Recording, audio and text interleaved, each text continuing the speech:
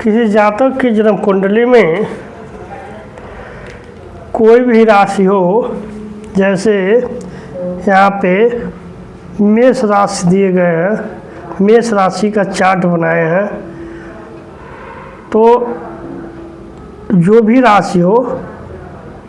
उस राशि से देवगुरु बृहस्पति का द्वादश भाव में यानी कि 12वें भाव में, जैसे मान लीजिए मेष राशि है तो 1 2 3 4 5 6 7 8 9 10 11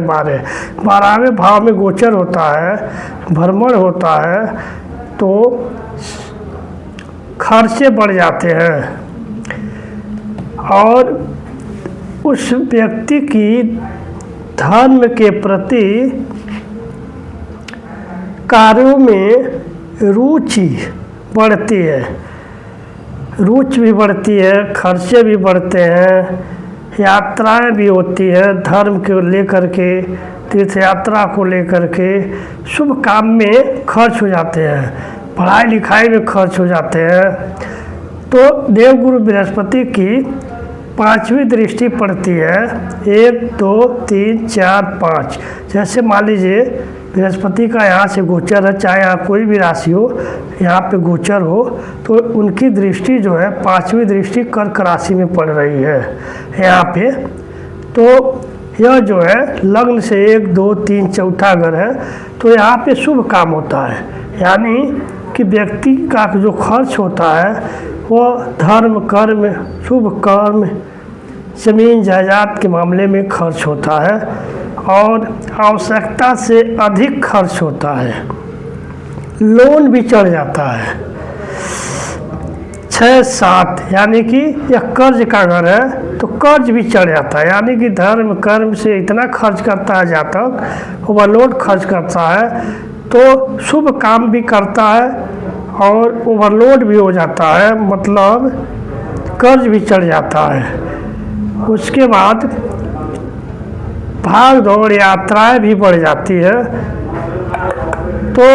यह जो है जातक के लिए बहुत अच्छा होता है, लेकिन यही है कि खर्च बढ़ेगा, धर्म के प्रति रुचि बढ़ेगी और शुभ काम में ही खर्च होगा, लेकिन जातक खर्च करने के बाद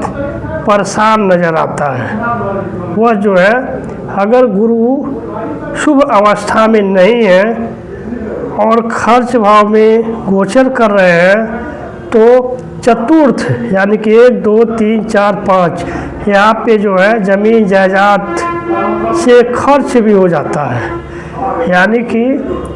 यहाँ पे शुभ काम के द्वारा अर्थात खर्च होता है, ज़मीनी खर्च हो जाता है,